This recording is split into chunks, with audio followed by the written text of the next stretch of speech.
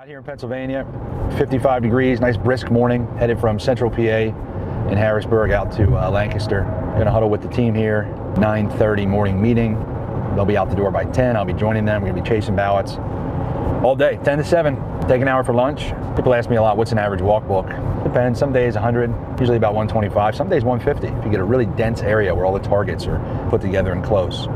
We're headed to Lancaster, so it's not the most urban area, pretty rural. Houses are pretty spaced out. We'll get a sense once we get out there, but it's on your phone. It's like Google Maps. I mean, it tells you where to go, tells you who you're talking to. Obviously, we have a script, but at this point, I don't need it. The door knockers don't need it. Once you've been in the field a day, you pretty much have the script down pat. And then you're tracking all the answers at the door. So you're saying to Bob, hey, I'm here with the Pennsylvania Chase. We're looking for you to vote up and down the ballot, Republican. It's a critical election. Can you commit to sending your ballot back today? Bob says, heck yes. Great, thanks, Bob. We'll check with the clerk in a week just to make sure you get it in, and we'll follow up if there's any issues. Great, Bob says he sends it in. We mark that down. Well, guess what? We're doing this all the time. We're collecting all this data. And 7 days later, we run our check. All of a sudden, Secretary of State puts out the report. We can see which ballots have come back and which haven't. Now, you don't know who they voted for. Okay, obviously, there's privacy and secrecy of ballots in the United States, but you know if they voted. Why is that important? Well, if we check and Bob and 30 other people in this neighborhood said they would vote and they haven't yet, boom, we're going back to the door. We're going back to talk to them and encourage them again. And we send the same door knocker back. So there's that familiar face. They've already had a conversation. They've already built some rapport. You do that every 7 days. I know, sounds annoying, but that's what the Democrats do, and it's impactful, and it works. So if it's not broke, don't fix it. I wanted to show you guys that because what he said there at the end there was very, very important. It's something that I've been saying for a long time now. We need to be doing everything that Democrats are doing, and we need to be doing it times 10, right? You just saw a little bit of it there. PA Chase. Here, I'll put it on the screen here. If you want to get involved, that's where you can go. PAChase.com. Okay. At the PA Chase. Okay. Right there on your screen. All right. So if you want to get involved, which I highly encourage you all to do, there you go. But let's get into Kamala and her historic collapse. Because it's honestly really, really amazing, right? And I guess I shouldn't say collapse because I felt like this was what was happening the entire time. It was just mainstream media was busy trying to push a completely different narrative. And a lot of these polls were trying to push a completely different narrative, which is why I've only paid attention to, some of the most accurate polls from previous years. Rasmussen, Atlas Intel, right? Trafalgar, in those, right? But check out this clip because Kamala is literally losing everyone. Let's dive in.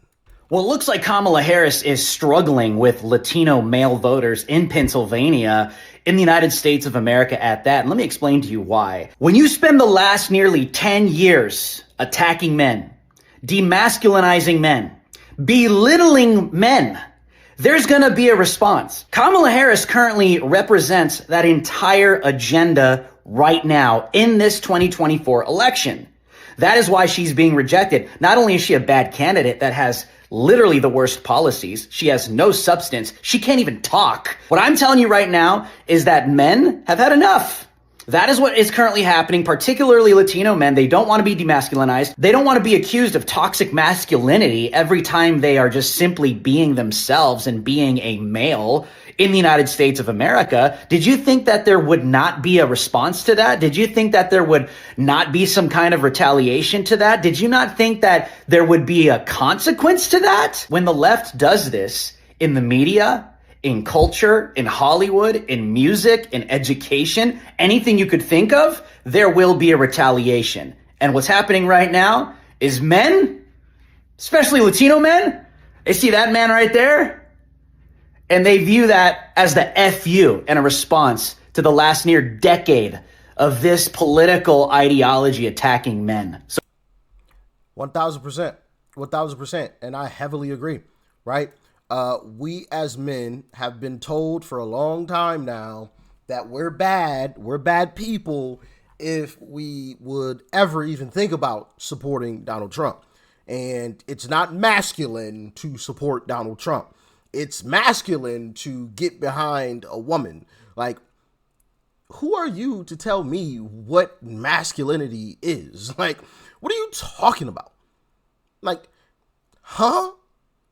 They sent out, because black men obviously have been leaving the Democrat Party and are definitely not voting for Kamala.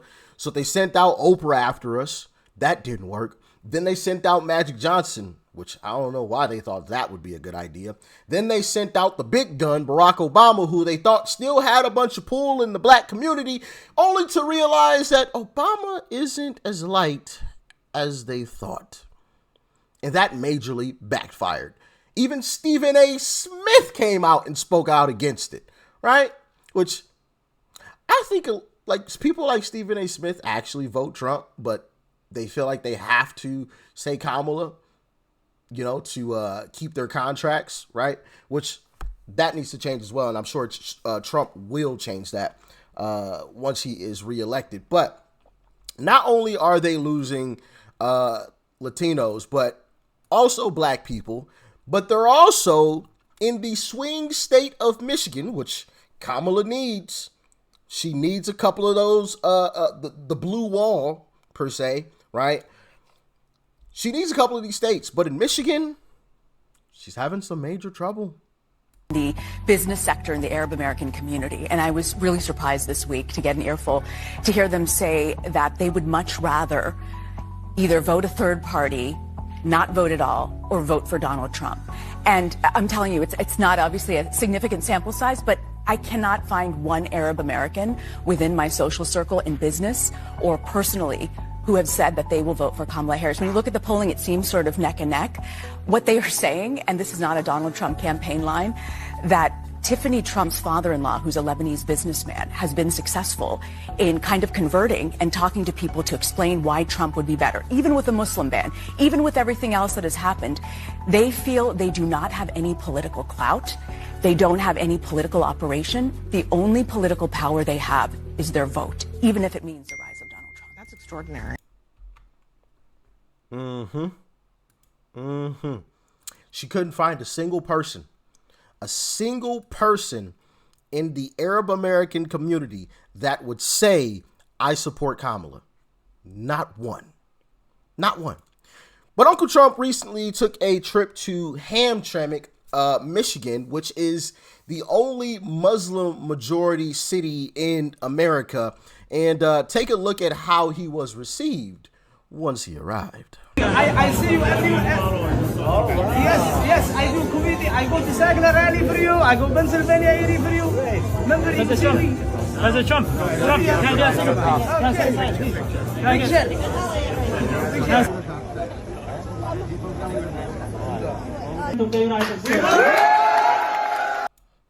Yeah, so you saw a little bit of that there. And I also want to, which you saw there at the end, I want to get into the interaction that Trump and the mayor of Hamtramck had, because Hamtramck's mayor of the only Muslim majority city in America recently endorsed Trump. Well, it wasn't recent. I guess recent. It was a couple of months ago. I think I made a video on it a while back, but I want to play a little bit of their interaction because something interesting happened, not in this clip, but in the next one. Check out this clip right here. Mr. President, one thing that the Democrats keep sending to our communities to scare them that you will come and deport them, although some of them are second and third generation immigrants. So I want you to respond to these accusations and fear delivering to our community. What would you say? Fake news. Fake news.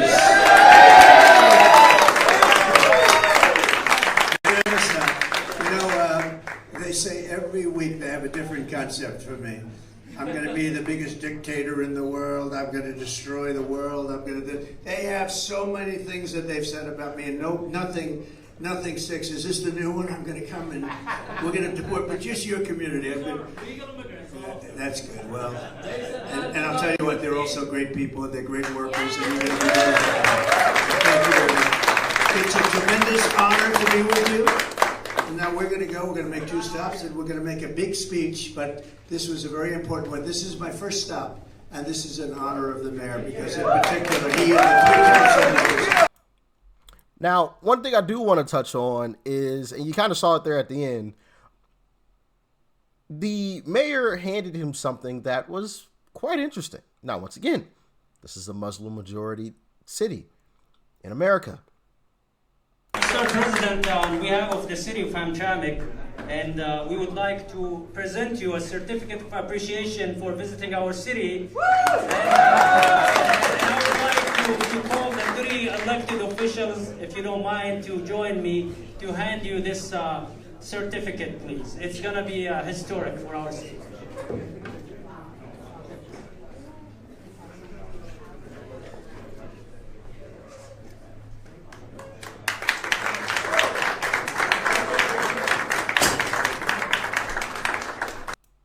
Now, once again, that's a Muslim majority city, which there are a lot in Michigan. There's quite a few, right? Not like quite a few Muslims in Michigan. In this race, Trump doesn't need a whole lot. As a matter of fact, the RCP average has Trump currently in the lead, okay? Right here. So him garnering that kind of support only, ensures even more that Trump is going to win. Now, the RCP average only has Trump up 0.9, so less than 1 point, but still, right? We'll take all the support we can get. Like I said, Trump doesn't need a whole lot. So, I mean, anything is great at this point because Arizona projected to win, Nevada projected to win, Wisconsin barely projected to win. Holy, that is Michigan projected to win, Pennsylvania projected to win, North Carolina projected to win, Georgia projected to win. That is a electoral landslide, 312 to 226. And there have been reports that Trump may be going to New Hampshire to end his 2024 campaign, which says a lot. That says something interesting, right? To me, that says the internal polls that he's getting says that race is decently close. And there's a possibility that he can close that gap in New Hampshire. I also think that Virginia could be closed as well. So, I mean, you put that, I think New Hampshire is 4 extra. Yeah, 4. So you put those together, that's 17. You add that to that, that's what, 329? 329, guys, which would put her down to, what would that be, 7 or 5? 205 to 329. That's the kind of win I want to see, right? An absolute landslide to where, like, it's demoralizing to the establishment. Demoralizing. But I also want to play this clip from MSNBC, and I'm surprised that they would even air something like this, but check it out. Who's voting for Kamala Harris here? Absolutely no. No. Not possible. There's nothing she can do or say for us to change our mind. Nothing she can do or say to us to change their mind. It's getting ugly. It is getting ugly for Kamala. Here's Protestants, as you can see, is overwhelmingly a Trumpy vote. Okay, first of all, yeah, Trump is leading by 2 points before it splits. All right, before we push to decide. It's all right. The Catholic vote is significantly Trumpy in the initial ask. It tightens. There it is. It tightens when you lean, people. But the fact of the matter is, and actually, oh my God, this is going to hurt Harris more. Never mind. Just realized by area, this is going to hurt Harris more. This will end up maybe being a Trump +3 in Michigan. That's what I'm just saying. That's what it looks like. All right. For context, I don't think you've ever had Trump ahead in Michigan. Never. Oh my God. Are you kidding me? By this much? No. Robert, I had Trump +1 was our final in 16. Biden +2 was our final in 2020. Even when Trump won the state it was like at the very end, he had a 0.5% lead, folks. So that was Rich Barris, but I also want to play this other clip from Rich Barris, who is a top pollster. Check it out. But Trump looks incredibly chipper.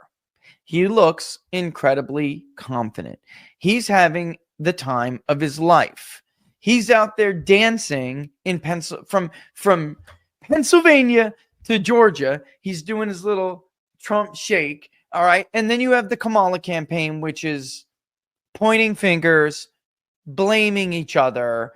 You have Democratic pollsters like Doug Schoen going on Fox News and basically saying what everybody knows, because, of course, Doug Schoen is a pollster, a Democratic pollster. And what he is saying is that Kamala is in the middle of a free fall in the Midwest. And I'm not saying it's not going to be close, but I'm telling you there is a very, very clear trend right now in the polling, and the numbers are moving so fast against her. It's October 18. I don't know if we could catch it all. Maybe they'll do something in the final weeks. But the problem is Democrats are fighting over what is always called a closing argument. But yeah, and I've heard those reports too. As a matter of fact, I might have had a clip of that in a previous video where Democrats are like kind of having this internal back and forth going on right now because of what's happening, the collapse in the polls. Now, we still have to show up and do our part. All of this fluffy, nice, good sounding stuff means absolutely nothing if we don't show up. Okay? We must show up. I don't care how good the polls look, because trust me when I tell you, if Democrats see a crack anywhere, it could be a deep red state, doesn't matter. If Democrats see any type of crack, they will exploit it. Guarantee it. I guarantee it. I will bet every dollar I got, right? They will exploit any type of weakness that they see. If Trump supporters get comfortable, it's over. It's over. Done with. Finito. You can sit at home if you want to, thinking that, oh, well, Trump's got it in the bag. Well, Rich showed us all this good stuff, so Trump's got to win, right? Nope. He will lose. And I will be here the day after the election saying, I told you so. And I don't want to hear no crying, no complaining. Oh, they got us. They did this. They pulled the shenanigans again. Well, we know they're going to. Stop them. Trump said, too big to rig for a reason. He also said something else that I think was taken out of context, and I didn't completely understand it when I first heard it, but now I understand what he meant. But back to the too big to rig, Trump means that. And I said that before he even had said it, right? Because I see it. We have to make the gap so wide that it can't be closed. If there's a gap like this that can easily be closed, they will close it. They will close it. And you will wake up on November 6th with Kamala being declared the winner of the election. And I don't want to hear nobody crying and complaining, because we all knew what we needed to do.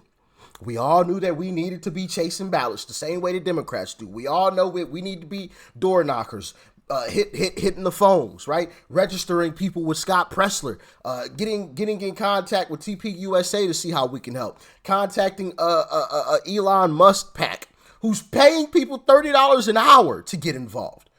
We know this. No excuses. No excuses. I don't want to hear none of that come November 6th. None. I ain't trying to hear it. Because we know. But also, back to my point, Trump had said, and I forgot who he was speaking to, where he was at, but I remember he said something along the lines of, I just need Christians to show up for me just this once to vote. Then you won't have to vote again. And the Democrat media and the establishment started running with that and saying, well, Trump's saying he's going to be a dictator, blah, blah, blah, blah, blah, blah, blah. No, it's not what he meant at all.